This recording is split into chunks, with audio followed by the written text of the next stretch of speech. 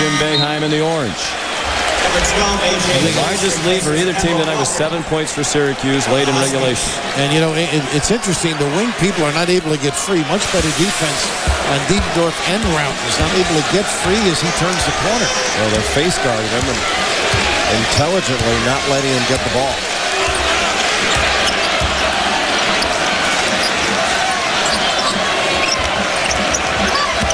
Price into the lane, and the lead is 6. And that ball screen that didn't shape up, Adrian influenced the defense enough.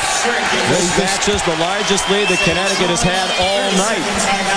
6-point edge, 3:09 remaining in overtime. Number 3, timeout Syracuse. Sean McDonough, Jay Billis, Bill Raftery. Alan Hopkins on the sideline. Big East quarterfinal number 4. A memorable day at the Big East Championship. It was tied with 1.1 to go in regulation. This was 45 minutes ago now in real time. And this 1.1 seemed like it took 45 minutes.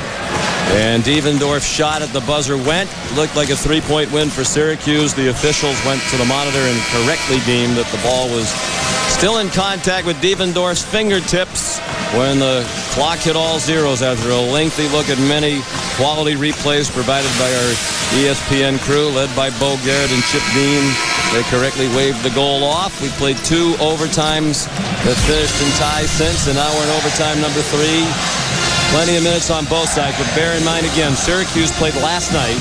Connecticut did not. Syracuse has played 7 players tonight, and 2 of the 7 have fouled out. So they're down to this 5-man unit unless Jim Boeheim wants to put somebody in who hasn't played a second tonight. Can they reach back here now? I think they're going to do something different, get Flynn to get others involved. They get a little pin downs.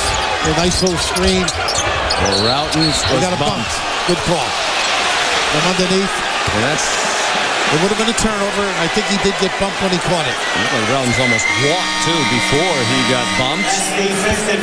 So they gave it to Stanley Robinson, and he is fouled out. And you just read George Blaney's lips, okay. I think he meant it's okay there was Robinson and not Fadib at this juncture, because with the lead, you want the big fella out there on defense.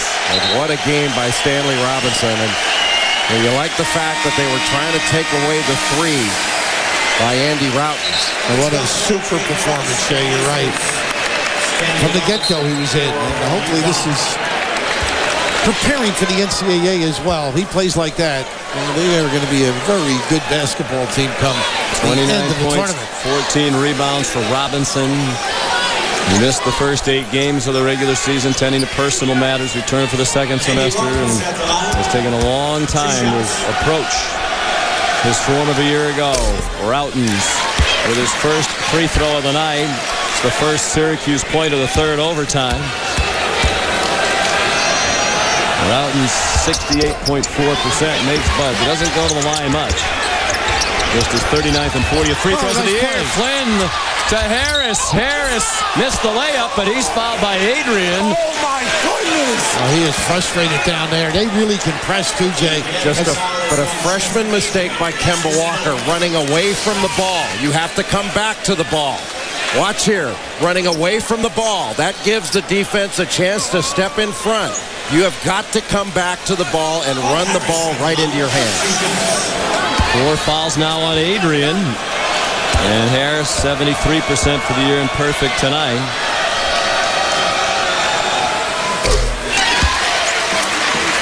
Clock stopping, getting back into this thing. Yeah, it seems like such a little thing, but especially in late game situations when you're being pressed, it is a cardinal rule. You cannot run away from the ball. And also the passer has to recognize, too. Well, he's got to look ahead and not make that delivery. One thing we've learned tonight, you'll be wise not to count out either team until every last fraction of a second has ticked off the clock tonight. Diebendorf called for the foul, his 3rd. And Sean, you talk about making free throws when you're tired. You know, coaches preach that. They do it in practice all the time. I mean, you're never going to shoot a free throw under game conditions when you're as tired as these guys are now.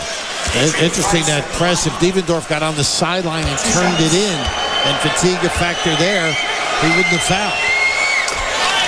Perfect out of the hands of Price. Earlier this year became the 42nd 1,000-point scorer in UConn's terrific history.